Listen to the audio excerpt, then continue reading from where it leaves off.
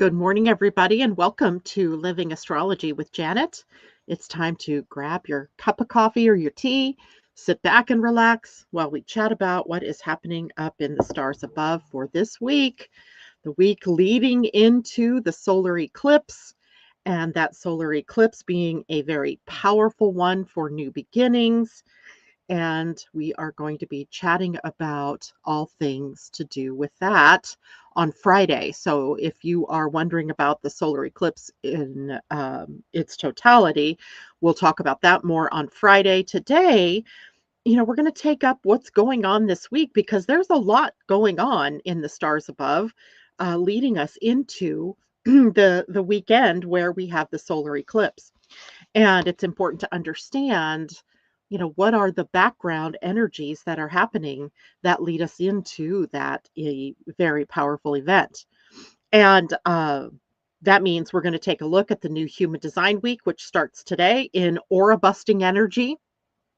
Aura busting means red flag, means heightened experience. So we'll want to take care of that. And then there are several aspects happening with Mercury and Venus this week. And we also have changes of sign for Mercury and Venus. So we have these different pathways, it would seem, of change that are happening. And the stars, they're not the cause of all of this. The stars are really just kind of the signposts of as above, so below. So if things are changing up above, then you can bet that they're changing down below in our personal lives, especially because they're personal planets. Those inner planets, the sun, the moon, which are not planets, I get it, but also Mercury, Venus, and Mars, those 5 points are ones that we consider personal, meaning whatever they are doing tend to impact you on a personal level. When we get to Jupiter and Saturn, we have these like bridge planets between the personal and the collective. And those two, Jupiter and Saturn, tend to be more cultural or societal changes, things that are happening, on a bigger screen. And then we have Uranus, Neptune, and Pluto. And of course, the outlying goddesses, planets or points, dwarf planets, whatever they want to call them, that also are transpersonal, right? They're signposts of the bigger picture that is going on, maybe even more of a cosmic picture than just a picture of, the collective here on the planet. And this week is one that is going to post up quite a bit of turbulence for us, as the sun at the gate 6 is called, in traditional human design, was called the gate of peace. In quantum human design, it's called impact. Boom, right? There is some kind of aura busting energy about this gate, and it creates an emotional energy because it sits on the solar plexus. So we have this high emotion. And then the Earth is also on the solar plexus today, starting today. And that puts it at the gate 36, the gate of crisis or turbulence. In quantum human design, the gate of exploration. So we have quite a bit to talk about with that. And then we have some energies around Mercury opposing Saturn, the next day opposing Neptune because he's in the final several degrees of Virgo. And of course, then when he moves off into later in the week into Libra, that puts him in the opposition to Neptune. And by the way, that also puts him at the point where he is crossing the degree where the solar eclipse will happen. So that's always interesting to see when inner planets. So something about Mercury, the mind, communication, trade, commerce, things like that, is playing into this solar eclipse. So on the bigger level, it'll be interesting to see how that plays out. And on your own personal life or in your own personal life, how is that going to play out for you personally? So we'll get to that. And then as we get later in the week, Venus has her move into the sign of Virgo moving out of Leo, and at the eclipse, it'll be interesting because she's marking, say, 0, 1 degrees of Virgo, while the sun is marking, sun and moon marking 29 degrees Virgo. So it's almost like, we are kind of teeter-tottering with some Virgo energy. Think of it as bookends, right? That's how I think of it, bookending the sign. Anyway, so hopefully it isn't my stream that's buffering. TD Hawk. Um, Hi, Namira, and good morning, Teddy, and good morning, Patty, and Amanda J, and Jacqueline Tyler. Happy Monday to you as well. And you are here on time. It's perfect timing. And somebody else let me know, how's the feed? Is it going well? This is broadcasting both to Facebook and to YouTube, and is also later a podcast that I load up to Spotify. So it kind of gets airwaves any way you look at it, through live broadcasting or through podcasting. And so it makes it important for me to understand whether you guys are having a good experience or not. And sometimes it's beyond my control, right? From my end, everything looks like it's moving smoothly. So let's fingers crossed. Today, the She Rises Summit begins. Hopefully, some of you took me up on the offer for a free register for those events. And my masterclass actually drops today. And that will be at 10 a.m. Pacific time, at 1 p.m. East Coast time. And all you have to do, if you signed up already, then you've got the link, the Zoom link to the event, and it'll have all the instructions and how you get into it. And also give you the option to upgrade to the VIP, which is $97. You don't have to do that. Absolutely. You don't have to do that to get to my masterclass. That's all freebie. But if you want to update, then you get access to more like $10,000 worth of gifts from not just me, but from all of the presenters. So it's a pretty impressive package. Patty, looking good, sounding good. Got your aqua handy? I do. My aqua, like my water. I should bring it closer. But I don't dare open it. Last night, your brother knocked my water over, and it went flying all over the carpet, and the carpet's wet. Plus, it rained here yesterday, you guys. And the one thing I never expected were roof leaks in my motorhome. And now this is twice this has happened where water is coming through. So it's definitely time to do something about that. Looking forward to the summit. Yes, me too. I'll be there live at 10 a.m. With the group to introduce what is happening. So woohoo. All right, let's dive in now. I think enough people have shown up here in the morning. Let's start talking about the sun at gate 6. So I'm going to actually share my screen so that you all can take a look at where it is. This is not how we share the screen. Oh, there we go. Share screen. So, okay, chart presentation. Here we go. So the first thing I want you to notice is right now I'm talking about this center down on the bottom right, which is the solar plexus. And remember, the solar plexus is the energy for emotional energy. But emotional energy in the solar plexus is also related to creativity, right? And how we generate the energy to bring our ideas to life comes how it feels to bring our energy to life through creative means. And today the sun has moved into the gate 6, which is on the left top corner here, and it leads over to the sacral. And then the earth is in the gate 36, which leads up toward the throat center. So now we have a clue that this is a week that begins with a lot of high emotion. Now, the sun at gate 6 is also an aura busting energy.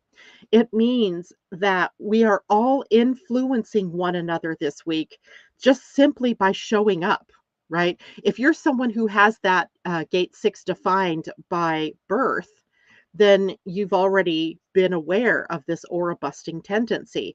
It doesn't mean that you've gone in and you've done something to hurt somebody or cause somebody an emotional reaction, but your presence does, right?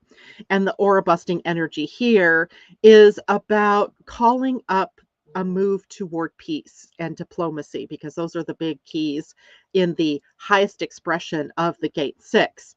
The shadow side of the gate 6 is conflict or friction.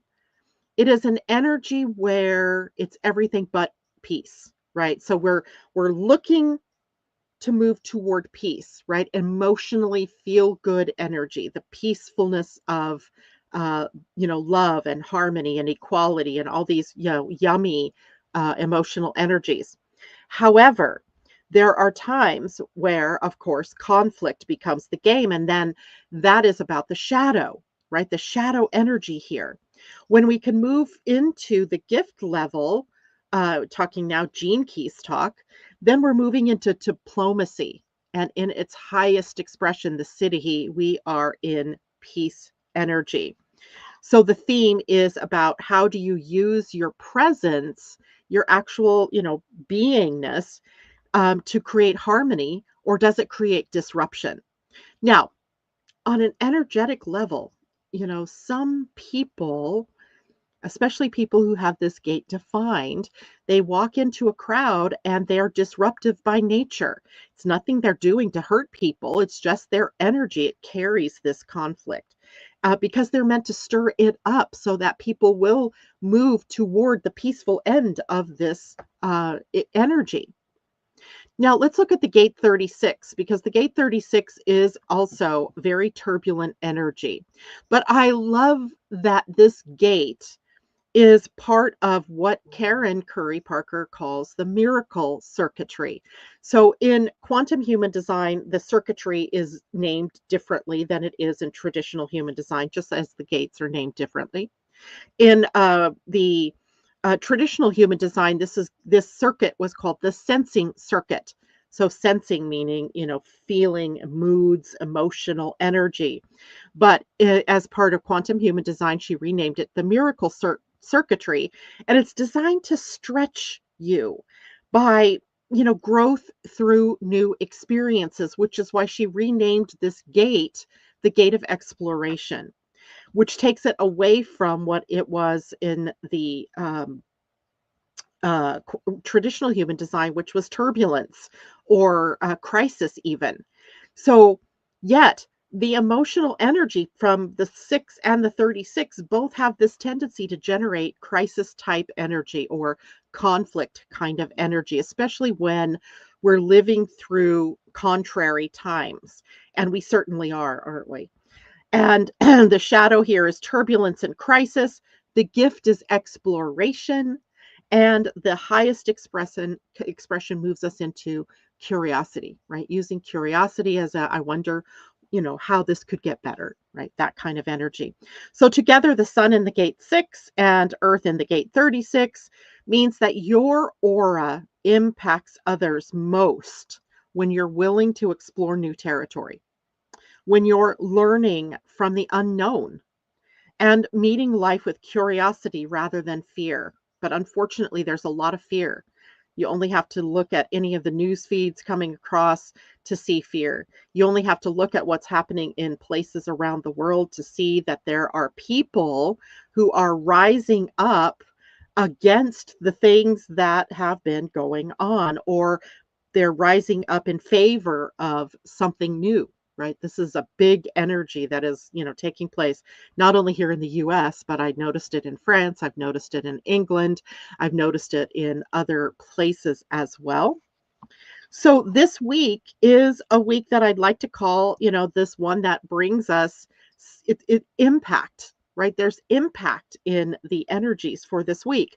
And in the shadow, this will show up in some ways as friction, misunderstanding, polarization. But when you work with the gift of diplomacy and tact, right? Sounds so Libran, doesn't it? You become a bridge builder, right? And your aura shifts from that disruptive to the healing, guiding us toward perhaps the siddhi, the highest expression, which is peace. Now, opposite the sun is the earth, and the earth is always laying the foundation. What do we have to have taken care of at the very foundation in order to be able to get to peace, in this case, the highest expression of the sun?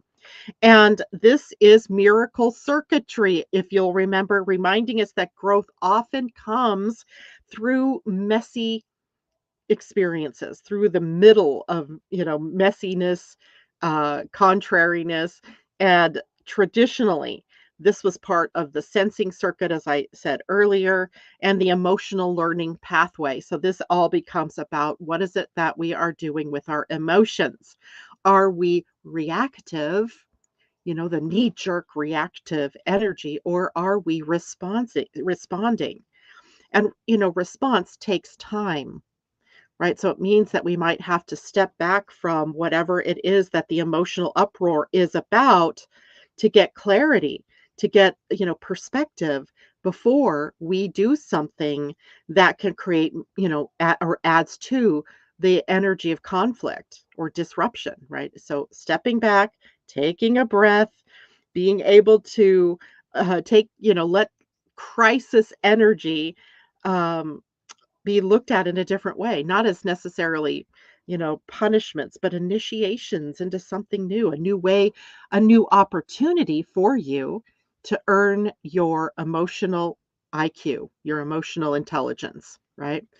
And the turbulence you face in your personal life or in your community or in the nation that you are in opens the doorway to deeper humanity and ultimately to the compassion that heals. I mean, that's what this energy is ultimately all about. So, as we move through this week, then remember that together these two gates remind us that our impact is most profound when we meet turbulence with diplomacy and when we hold space for compassion instead of conflict, right? Conflict is a part of who we are. It's part of life. And yet we're being asked to move out of that conflict and into something more peaceful. So it takes practice, right? We have to practice because everything about us as human beings is bottom line steeped in love, right? That's the biggest organizing principle of the universe. Why I like my little love pillow behind me. It's a reminder that it's all about love. And anything that's not love is what needs to be transformed or transfigured or changed about us, right? About how we respond emotionally to the world around us, to each other in the world around us. And, right now it's interesting because, you know, chances are, no matter what your political leanings are, right, no matter what your beliefs are, um, there is someone around you who holds the opposite, right?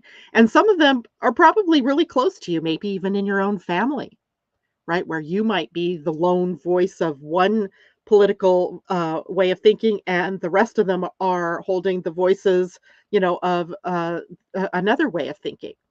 And what do you do with that? Because there are big lessons in there for you on how to stay peaceful, even in the midst of that kind of conflict. And I certainly have had to do that because some of the key people that are in my life that I work with are opposite leaning from the way that I see the world and from what I believe. And it's amazing to watch how I have to walk down that middle lane and try to keep, affirming to myself that everybody's entitled to their opinions, even if they think their opinion is right, even if they think that they're right, that it's their opinion and I have the right to have my opinion. That is how we come to peace, right? We rise above whatever the conflict is. You have to, or else you ruin your relationships, right? It doesn't mean that you have to place yourself in the midst of people or hang around with those people that don't believe like you. That's not what I'm saying at all. But I am saying that it's impossible not to come in contact with people who have the opposite leaning. And how is it that you move through that when the potential for conflict rises is what this week is all about. Now, adding to this week, adding to this day, is the sextile from Venus to the planet Mars. And Venus is in Leo, Mars is in Libra. Mars in Libra has had to really learn about tact and diplomacy, right? He is conflict, he is aggression, he is assertion. And in Libra, he's had to find a way to cooperate, to co-create, and to collaborate, right? This is not his bailiwick. This is not his strength. His strength is, brute force kind of thing. Fast action, let's get her done. So we've had a Mars that has been really having to try to walk a new talk and to talk a new walk, however that saying goes. And now we have Venus, who's at the later degrees of the sign of Leo, where she's been fairly comfortable, kind of flirty, self-expressive, being very much, the center of her own world, wanting the center of attention. And now she's in a harmonious sextile today to Mars in Libra. And I'm going to show you the chart of the day. I kind of highlighted it for you this morning. So if you look at the left over here on the 9 o'clock position of the clock, if you will, that planet circled there is Venus. And you can see she's at 25 degrees or so of Leo. That means she is moving toward the end of the sign. And that puts her in relationship to quite a few planets around the zodiac that are in later degrees. For example, if just above her, Jupiter at 20 degrees of Cancer. The midheaven of the chart, don't worry about that part, but over here to the right, upper right corner where Aries is, that Chiron and Eris all at 25 and 26 degrees. They're in alignment with Venus. And then we have Saturn at 28 degrees of Pisces and 28 degrees of Pisces within striking distance of Venus, right? There's that energy. So, and then if we look down here, I didn't circle Mars. I forgot to do that, but he is in Libra and 25 degrees there. And that is the sextile. It is 30, 60 degrees, right? 30 plus 30, 2 signs away is Venus in Leo. So what we have is this harmonious energy between the masculine and the feminine energy. Mars in Libra wants to, Venus in Leo wants to express her heart and from the heart in creative, radiant, passionate ways. And Mars in Libra seeks fairness, collaboration, although he's not real good at it. He's seeking this, and balance in how we act and how we engage with one another. This Libra is the sign of relationships. So Mars is now trying to smooth relationships. Now, the sextile, is a positive or harmonious aspect pattern, geometry between the two planets that, kind of connotes opportunities for harmonizing. And in this case, what we would say then is Venus's passion and creativity and Mars's learning all about diplomacy can work together. And relationships can flourish if we choose to be both courageous and considerate in our dealings with one another, no matter who they are, no matter their beliefs, no matter what is happening around you.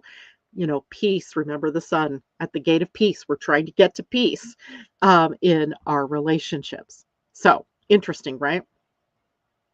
Now, that's today's energy. Tomorrow is kind of a blank day, nothing new happening as we are looking down the week. But on Wednesday, the 17th, we have Mercury in Virgo, and here we can see Mercury. He is in Virgo, the first sign just below the 9 o'clock position of the chart here. And he circled, it says Mercury outside the wheel. And Mercury is in Virgo, where he's very sharp and analytical and detail oriented. This is a sign that Mercury rules. So he's very empowered here. He wants clarity, he wants precision, and he wants solutions. And he finds himself on Wednesday in an opposition to Saturn in Pisces. Remember, Saturn has moved backward now into the sign of Pisces. So he's finishing the journey of boundaries, of imagination, creating reality from the imagination. Like if we can imagine it, we can create it kind of thing. And he dissolves boundaries here. He teaches patience with uncertainty. Like if you take a look at the world right now, isn't it uncertainty that is the problem? Nobody is certain about how things are going to turn out.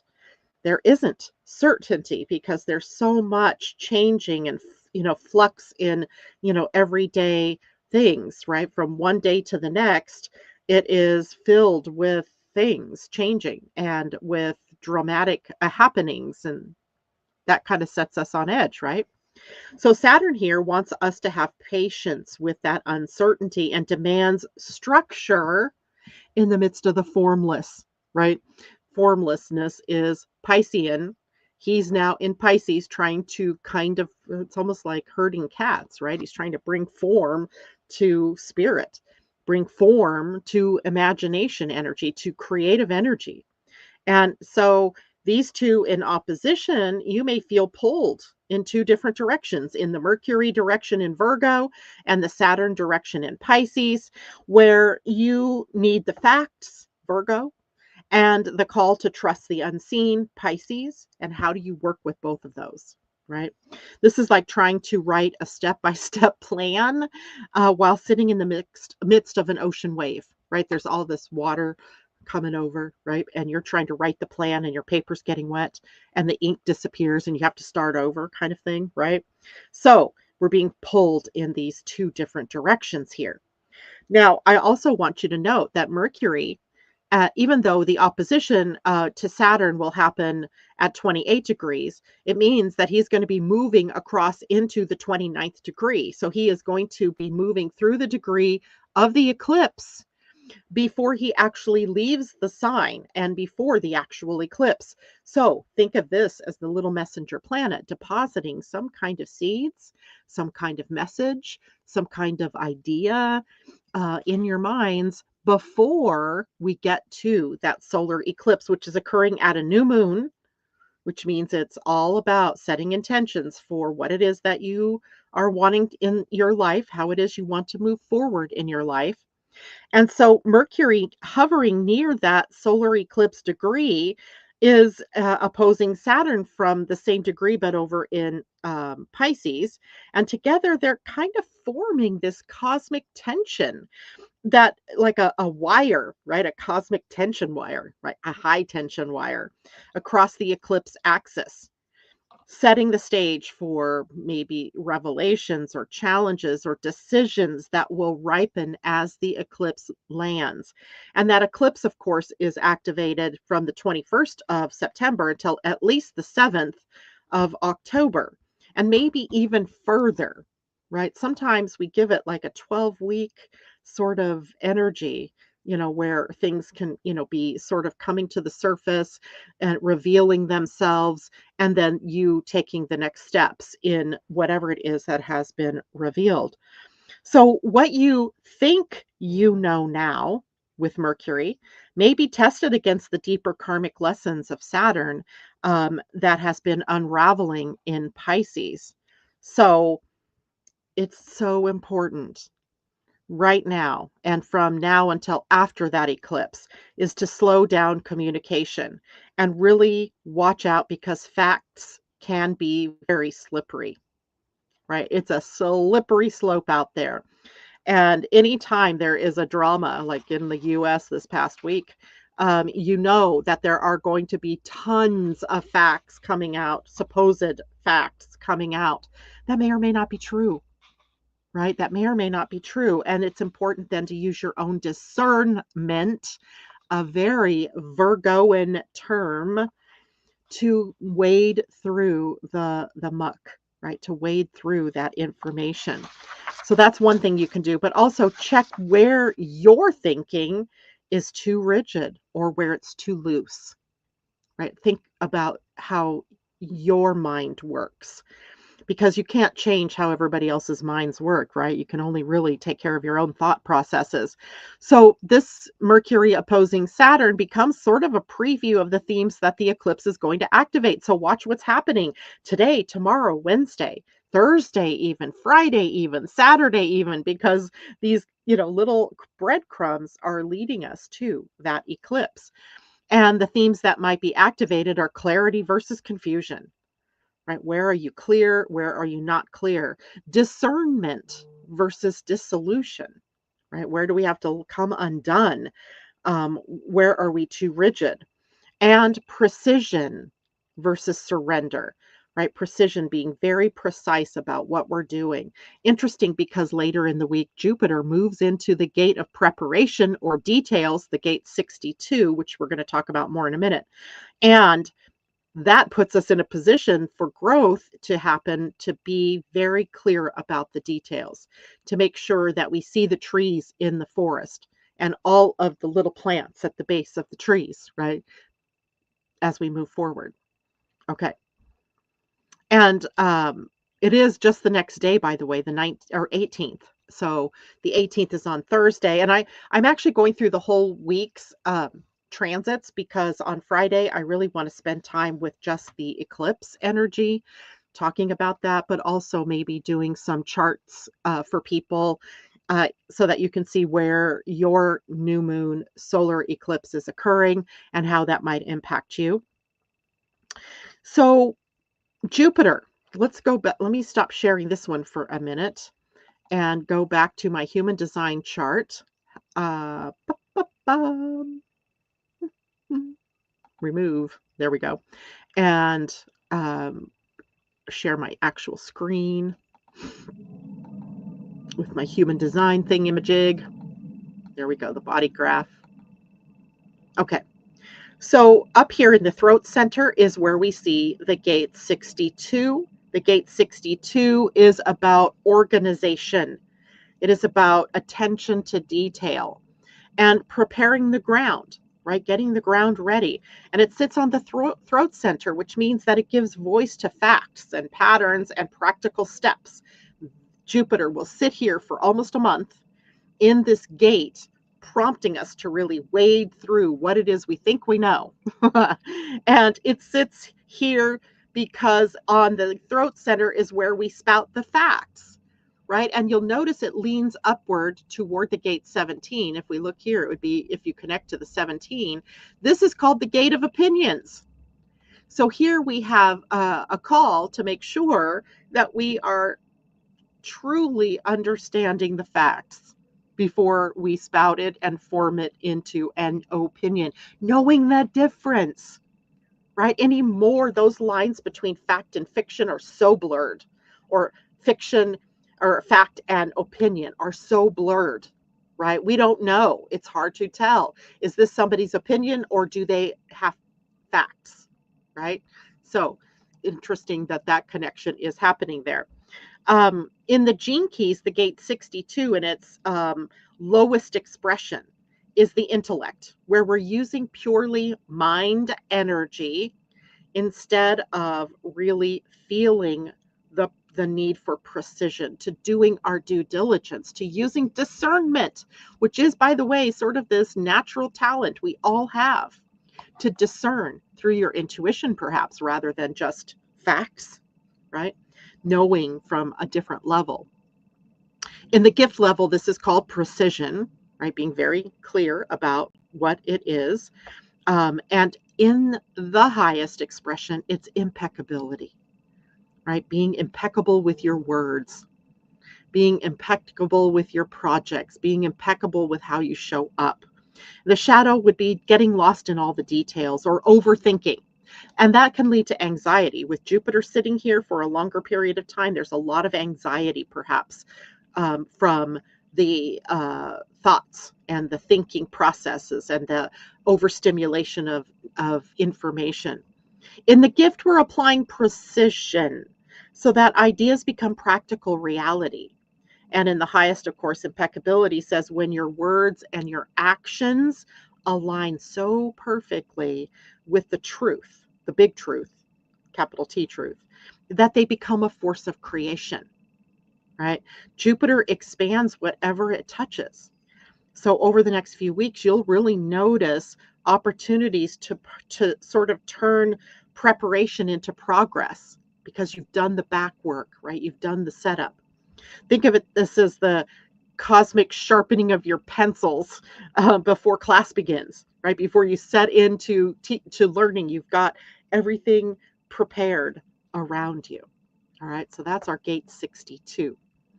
And on the throat center, again, because the throat center is a gearbox, it manages where energy goes to. And that's why I was saying that this energy moves up to the 17. So if you happen to have the gate 17 defined, this whole channel 17 to 62, which is kind of an anticipatory energy, it is actually also part of the scientific method, right? Where we have a hypothesis and we set out to prove, right? Until we prove, it is an opinion, it is an idea. All right, so we can expect that that is going to be impacting every one of us. Now, on the same day, Thursday, Mercury moves out of Virgo, which means he's crossed over that eclipse point, and he moves into Libra. And Libra is the sign of, it's an air sign, so it also has a lot to do with the mind, but it also has to do with relationships and how we cooperate, collaborate, and co-create, right? Those are my three very powerful Libran words. When Libra is working in its most powerful, it's collaborative. It's a great team player, right?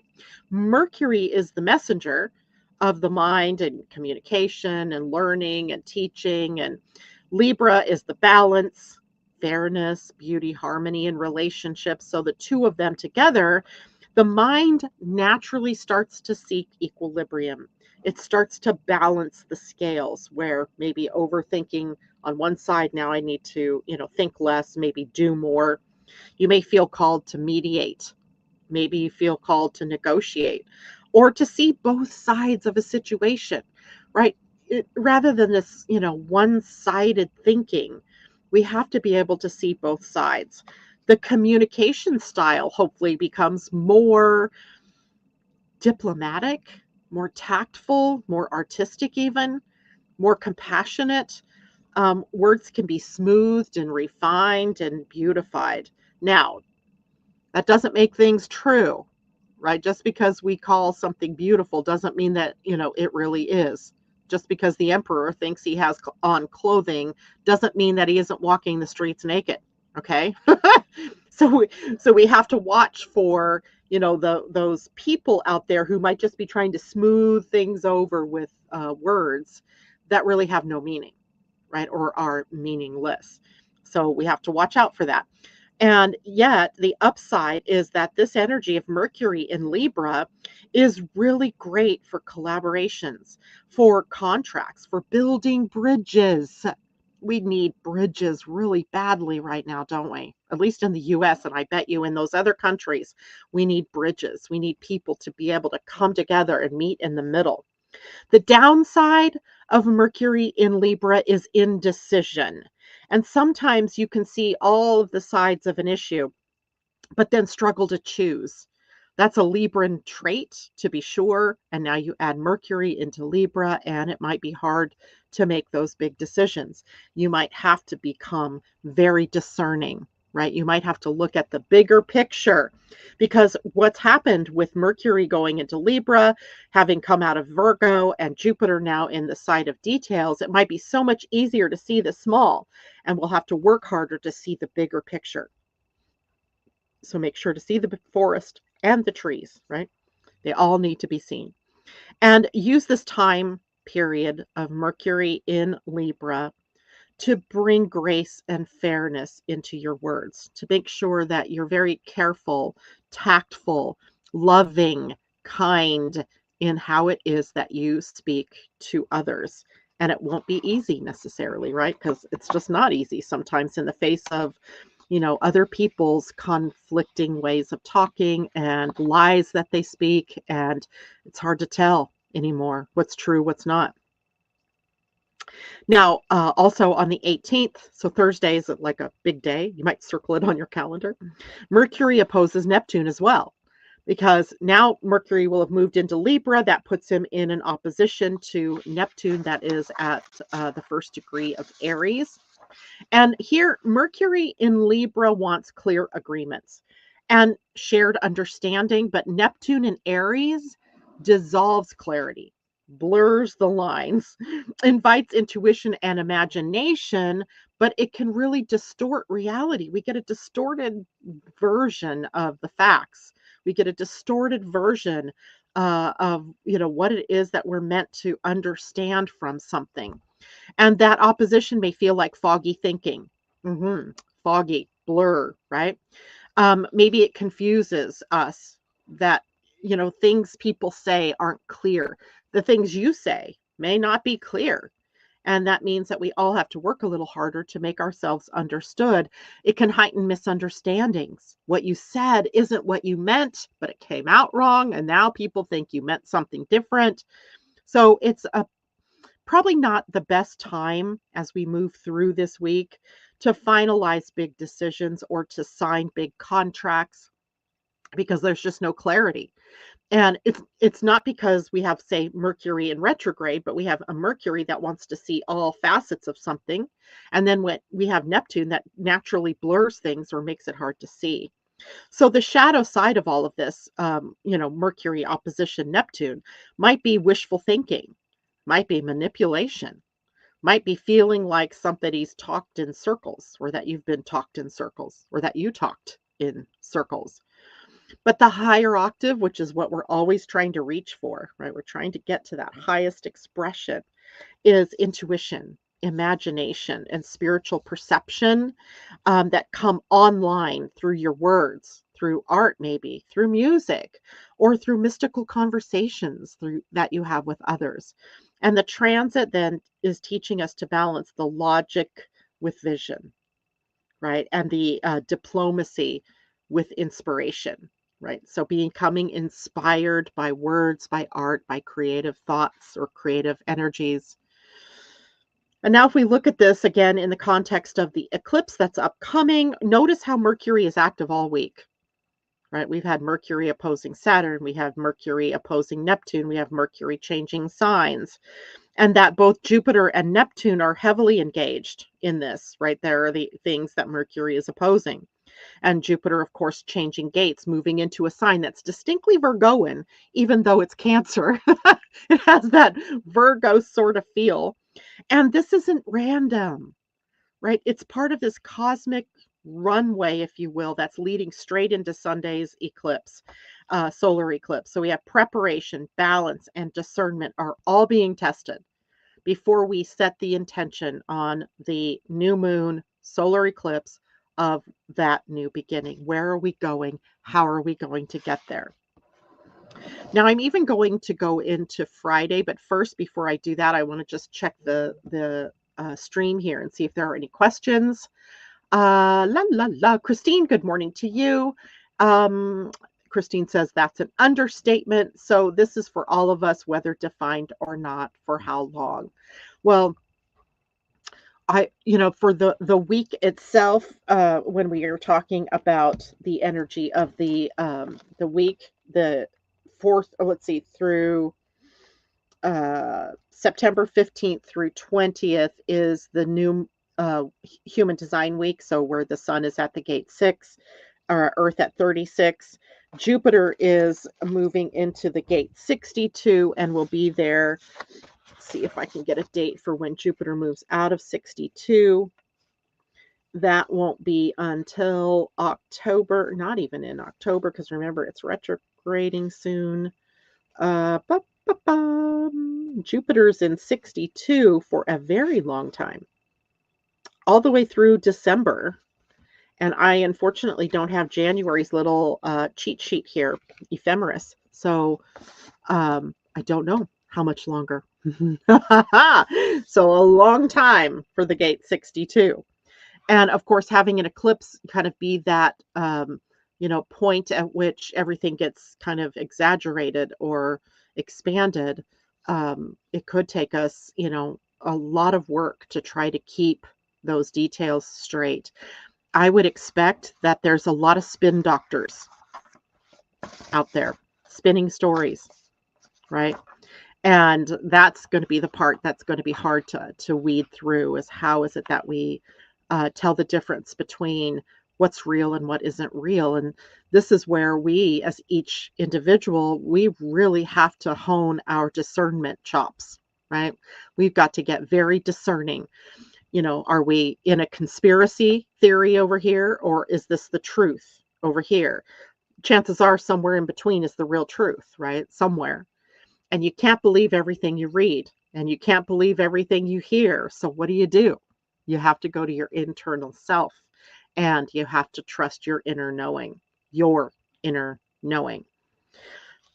Big It's a big call for all of us because we are also uh used to trusting outside sources for giving us truth or facts or figures or what's going on.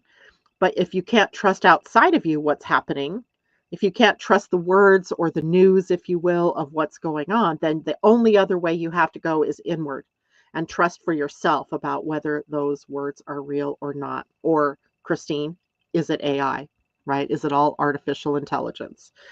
Anymore, like my husband showed me this picture yesterday of a tornado, and I looked at it and I said, that's not even a real picture.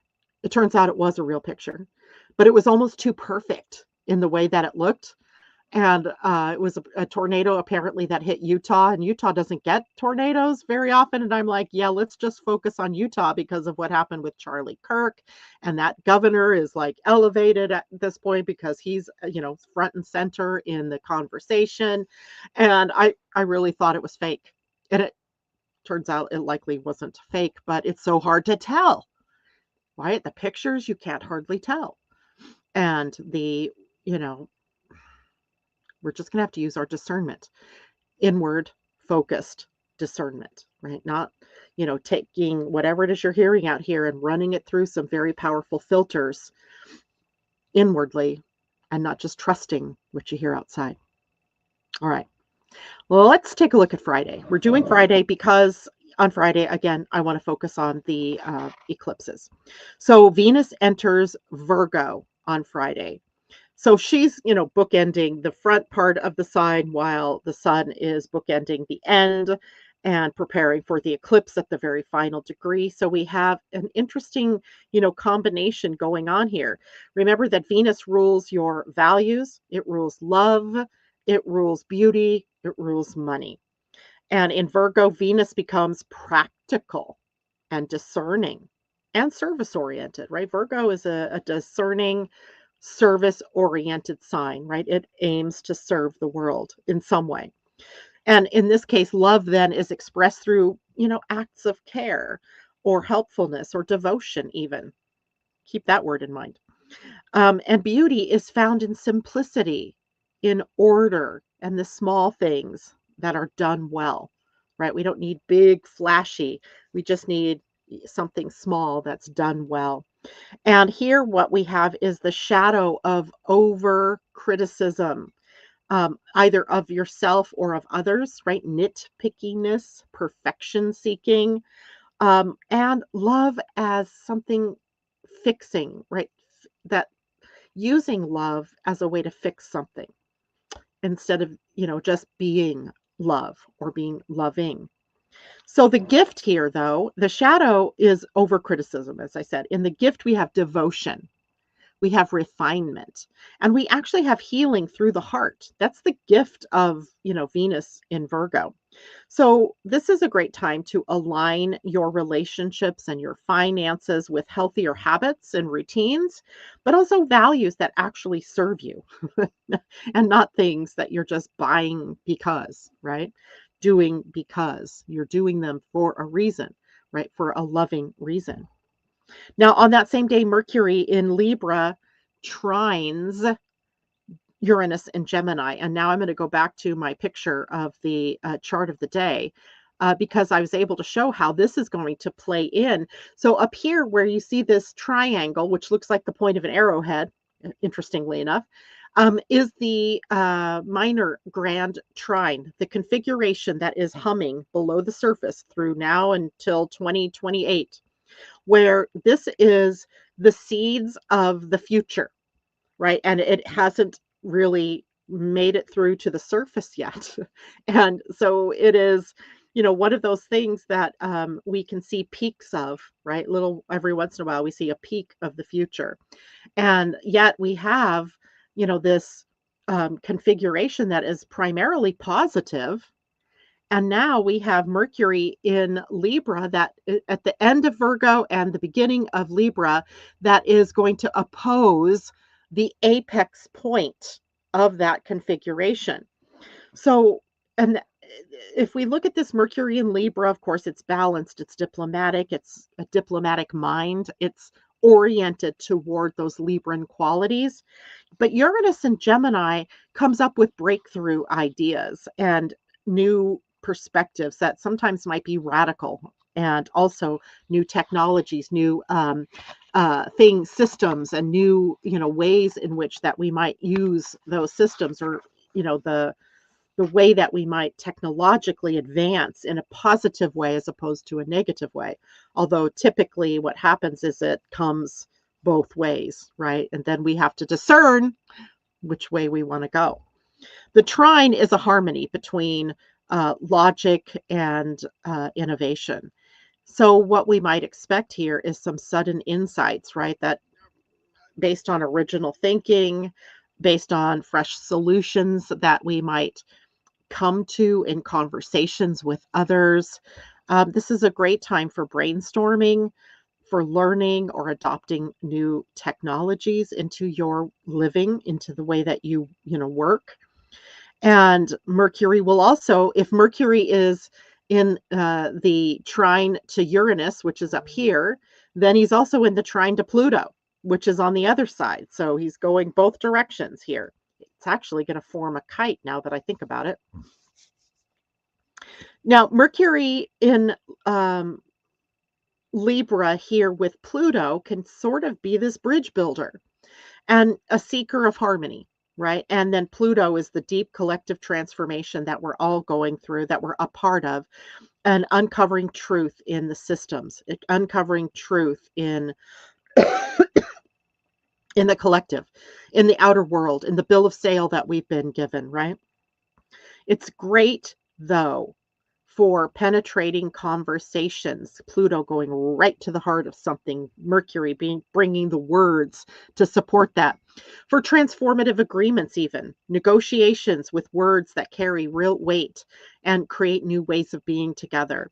It'll be great for researching, for negotiations, for seeing beneath the surface, and it all tying into this minor grand trine, which you can kind of see. That's that triangle up there. So with Mercury in Libra, Uranus in Gemini, and Pluto in Aquarius, we get that minor trine or minor grand trine configuration kind of sparked up.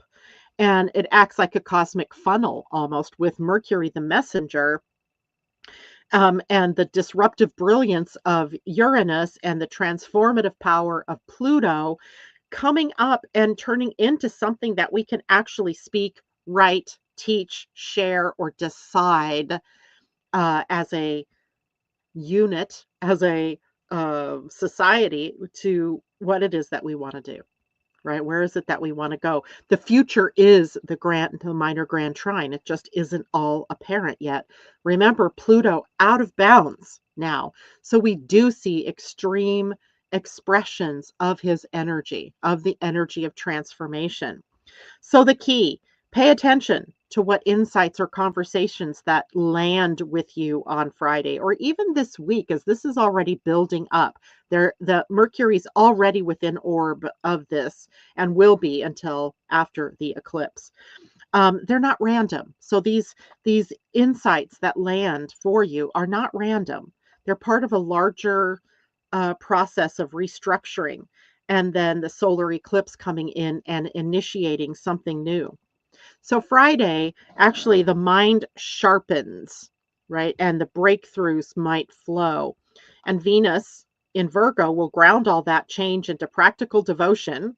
And you're being invited to prepare your heart, to prepare your words, and to prepare your choices that you're going to make for the eclipse when that reset point arrives on Sunday. Now, I want to show you something else of interest in this as I share my screen. Going back to the human design aspects here, because I noticed this morning that, let me get my little bookie out here. So at the gate 46, this is a identity center gate. And it's a love gate. It's the gate of the love of the physical body, or embodiment. And beginning on the 17th, which is Wednesday, the planet Mercury will be sitting in this gate 46. So we think of the gate 46 as an embodiment gate. It's physical. It's the love of the physical world. It's love of being in your physical body. It's the love of the body. It's the love of walking the talk on the planet, right? Being on the earth. Now, at the same time, Venus, so that's Mercury. Mercury is at 46 on the 17th. So starting, and right now, Venus, starting today, is at the 29, the gate of devotion, or the gate of saying yes, and the gate of, commitment, right? So the 29. And on the 17th through the 19th, what they will do is form this entire channel. And this entire channel is about, what are we devoted to, right? What is the energy of devotion for you? In other words, what are you committed to? And the opportunity is to be committed to the right things, right? That's human design. We always say, what are you committed to? Is it the right thing? And the right thing means you've used your type and strategy and authority to make the decision to say yes or to not say yes. And saying yes then is a pathway to opening up your full commitment. Otherwise, it becomes half-heartedness. So there's some big lessons in the Mercury Venus connection this week that have to do with committing your energy to the right things, committing your time, committing your efforts, committing your money to the right things. And the right things is not for everybody else, but for you, right? Committing to the right things. And another interesting thing about this is the gate 46 is also where the sun is at the fall equinox, right? So we enter the equinox, and the equinox is when the sun crosses to 0 degrees of Libra, and the fall equinox on the 21st, 22nd there. They both, the solar eclipse and the equinox, are just like hours apart. And that equinox is always at the gate 46, which means the solar eclipse is also in the gate 46. So we have a lot to learn about embodiment, about being the embodiment of spirit, right? Being the human divine self. And for the next week, then, from the 21st through the 25th, through the 26th, excuse me, we have the sun in the gate 46, which we'll talk more about. And then if the gate 46 is activated by the sun, then also the gate 25 becomes activated by earth, and that's the gate of spirit. So everything this week leads us up to understanding the human divine connection, and you being the expression of that as you walk the planet, as you ground in love energy into the physical body, and then expressing everything in the world outside of you through the lens of love, right? What is the most loving thing I can do? Sometimes the most loving thing that you can do for yourself or for others is to walk away, is to not say anything, is to, rise above the conflict. So we'll have to each decide how it is that we greet that energy, because pretty soon we move into the gates of the spleen center with the sun, where we'll be experiencing the energies of fear, right? So we're trying to rise above those things. All right. Hey, okay, thank you. And that is it for me this morning. Questions? Does anybody have a question? Let me remind you, today the She Rises Summit starts in about an hour from now. I'm going live with them as they present the Zoom thing. If you registered for that, you got the link yesterday to join in. And during that time, they will explain how the master classes work and how you can get access to that. And I don't even know what to expect. It's the first time I've done a summit, so I'm kind of excited about it. and hopefully all of you will join us there. You can still register for that. So if you go to, let me see if I can get my link very quickly for you. Oh, look at that. I already have it highlighted. Copy. I will put that here in the comments, and it's free, right? Now, when you go in, there is an option to upgrade to the VIP level, which if you do, there's like $10,000 worth of extra gifts that you get for that $97.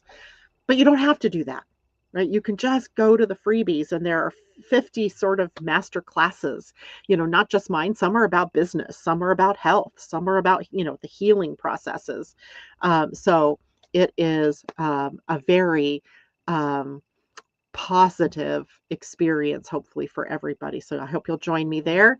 And let me put that link on show there for everybody, because most of you are from YouTube.